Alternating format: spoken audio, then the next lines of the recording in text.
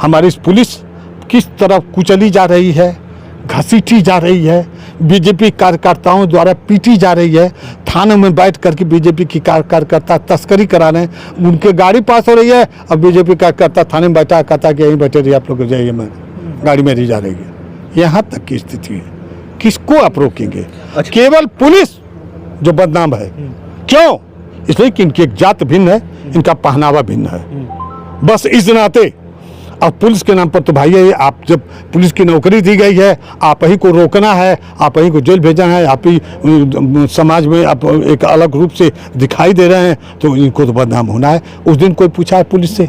जिस दिन सड़ी लाश मिलती है उसको उठा करके कंधे पर ले जाता है, अंतिम संस्कार कराता है, अपने जेब से 10,000 रुपया कम से कम लगाता है, और 10 रुपया सरकार से नहीं मिलता। कभी योगी सरकार, कभी कोई सरकार ने सोचा कि वो सड़ी लाश जो लावारिस मिली उसको कहाँ से ले गया? अभी आप सारे लोग जाते हैं, खुदा न खास्ते हमारे साथ ही दुर्घटना हो जाए, हमारा चेहरा नहीं पहचान में आ रहा है, तो सारे लोग खड़े होकर के वीडियो बनाएंगे, एक पहचानो ये कौन है, और कोई उसको उठा करके वहाँ तक गंतव्य तक नहीं पहुँचाएगा। अगर वो करा रहा है तो सारे लोग वीडियो बना रहे हैं, लेकिन सिपाही आएगा तो उठा के हॉस्पिटल जरूर ले जाएगा। उस चीज़ को कभी उनके दर्द को सोचा है? तो भैया बना रहे कांड में हम नहीं ये सफाई नहीं दे रहे हैं कि पुलिस हमारी दोषी नहीं है, पुलिस दोषी है, लेकिन जहाँ मेडिकल विभाग में जाइए प्रिंट आता है 300, दवाओं में ले 30। अच्छा, जिस दिन वो रेड पड़ी, हाँ, जिस दिन रेड पड़ी तो आप तो पुलिस विभाग के ही थे, रिटायर हो गए, तो कहीं ना कहीं आपका भी कनेक्शन अभी तक होगा ही, नरई थाने पर रहे हैं कुछ दिन तक। तो उस दिन का वाकया बताइए, जब मतलब कैसे पता चला और कैसे ये लोग गए, क्योंकि आज तक तो कुछ नहीं हुआ। ऐसा क्या कारण हो गया कि अभी जो है वो वहाँ पर रेड पड़ गई? देखिए, वहाँ रेड पड़ने का मतलब है कि वहाँ कुछ ऐसे लोग हैं जो पैसा लेते हैं पुलिस से, तो जिनको नहीं मिला वो रेड डलवा दिए। अच्छा, मतलब ओरिजिनलिटी है, पुलिस से भी पैसा लेते हैं? पुलिस से लेते हैं, वहाँ पिकेट से लेते हैं, वहाँ अपना खुद कराते हैं, तो वहाँ लोगों का नहीं, वहाँ जो भरौली पूरा वहाँ वही दलालों का अड्डा बना हुआ है। अच्छा, पन्नेलाल कनौजिया थाना अध्यक्ष थे, हाँ, इस बार उन्हें पकड़ लिया गया रेड में, मतलब रेड पड़ी तो उन्हें पकड़ा गया, उन पर कार्रवाइयाँ हो रही। इससे पहले के जो लोग थे, आज से तो ये चला नहीं आ रहा है, इससे पहले के जो लोग थे, क्या उनकी गलती नहीं थी? सारे लोगों की गलती थी। क्या उन पर सारे सरकार में हुआ है, तो क्या उन पे कार्रवाई नहीं होनी चाहिए उन लोगों? अब देखिए, अब वो तो चले गए हैं, बहुत लोग रिटायर हो गए होंगे, तो अब कहाँ कहाँ ढूंढ गया, उनके ऊपर तो कोई साक्ष्य नहीं है, क्यों लिए होंगे? साक्ष्य नहीं है, हमारे ऊपर क्या साक्ष्य आप दिखाएंगे? हम आ रहे हैं तो कोई साक्ष्य तो है नहीं, बिना साक्ष्य के तो कोई काम होता नहीं। इसलिए कानून अंधा है, पहले कहेगा कानून के साक्ष्य दिखाओ, गवाही दिलाओ। कचहरी में गोली मारा गया, अब वो जज कहता है कि गवाह ले आओ। कचहरी में गोली मारा गया तो किस बात का गवाह? आप नहीं जाने कि कौन गोली मार के भागा, लेकिन साला तो कानून अंधा है। तो वहाँ वो चले गए तो चले गए। वर्तमान समय में पन्नेलाल को कप्तान साहब हमारे पोस्ट करके वसूली कराते थे और उनसे पैसा लेते थे, ये कटुक सत्य है, इसमें कहीं से। तो कप्तान साहब भी तो सस्पेंड हो गए हैं? कप्तान साहब सस्पेंड कहाँ? अभी तो जांच की जा रही है, कार्रवाई हो रही है ना। कहाँ सस्पेंड हुए? अभी तो जांच की जा रही है, कार्रवाई हो रही है, अभी सस्पेंड कहाँ किए गए? कौन कर दिया आपसे? तो क्या आपको लग रहा है नहीं कार्रवाई होगी उनके खिलाफ? मुकदमा उसी ऑफिस में गिरफ्तारी होना चाहिए। पन्नेलाल की तो गोरखपुर हुई, कप्तान साहब की अभी आपको बहुत जहरीली बात बता रहा हूँ। एक हरीश प्रकाश शर्मा यही गाजीपुर में नियुक्त रहे हैं, दरोगा थे। एक नवीन अरोड़ा कप्तान थे, नवीन अरोड़ा बलिया में थे, फोनवे पर गाली दे दिए नवीन अरोड़ा हर प्रकाश शुक्ला को। अच्छा, कप्तान साहब? हाँ, कप्तान यही रजतपुरी कौन चौकी है जो, उस पर भी चौकी इंचार्ज है। तो ये हमारे समय की बात है ये। तो वहीं बलिया हम लोग थे। हर प्रकाश उस समय भीमपुरा थाने पर थे।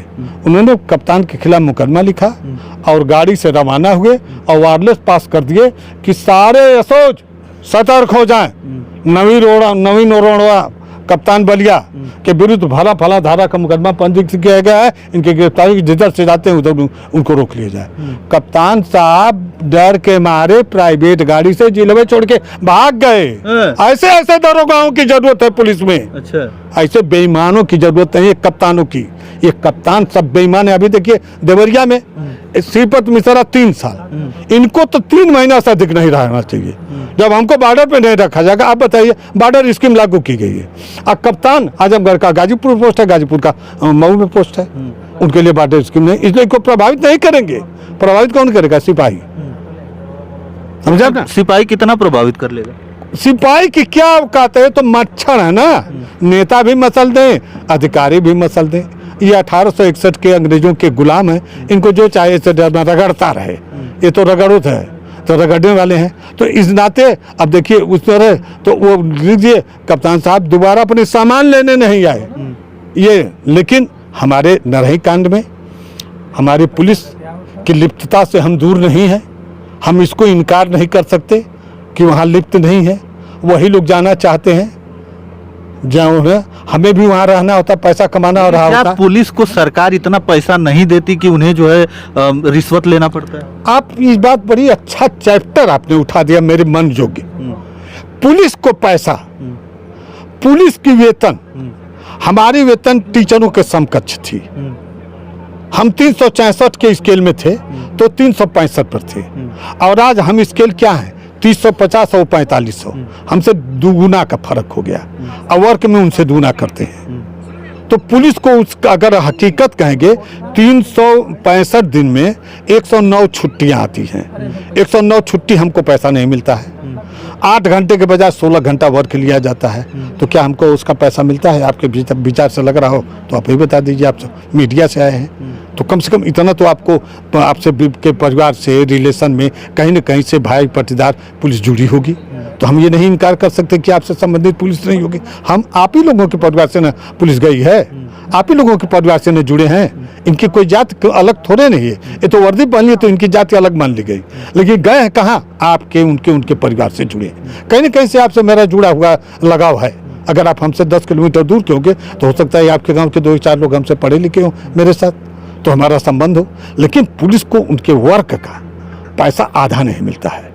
अगर पुलिस को यही कारण है कि मतलब वो वसूली और रिश्वत लेते हैं। नहीं, रिश्वतखोरी तो ये लेते हैं। रिश्वतखोरी देखिए, आप जाइए तहसील में जाइए, अभी कहीं जाइए, रिश्वतखोरी तो आम सिस्टम बन गया है हमारे इस सरकार सिस्टम का एक हिस्सा है।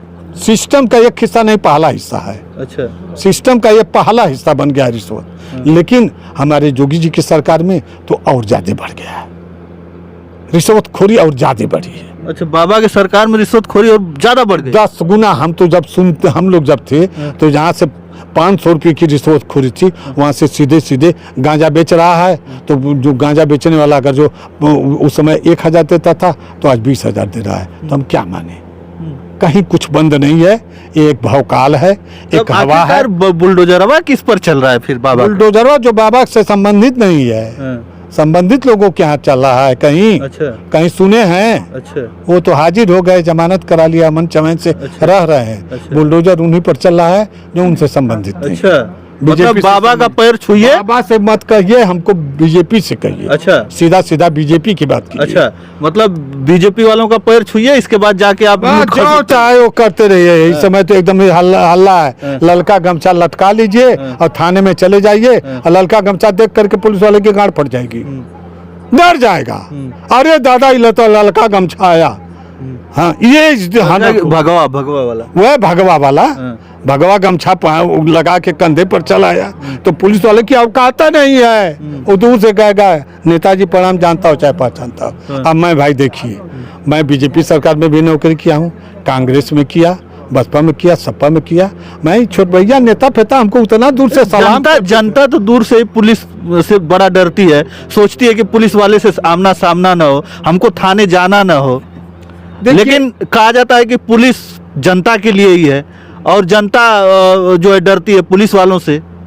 ऐसा कहाँ है? जनता पुलिस वालों से डरती थी, तब अपराध और ये सब तस्करी कुछ नहीं था।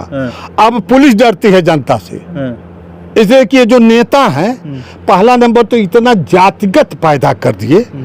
ये नेता की मुख्य जड़ें हैं जो जातिगत भावनाएं पैदा करती है, जिसकी वजह से निश्चित रूप से लोगों में करने हुए। अब पुलिस को कहीं कैसे आता है सिपाही तो उसको मारो, आता है दरोगा तो उसको मारो।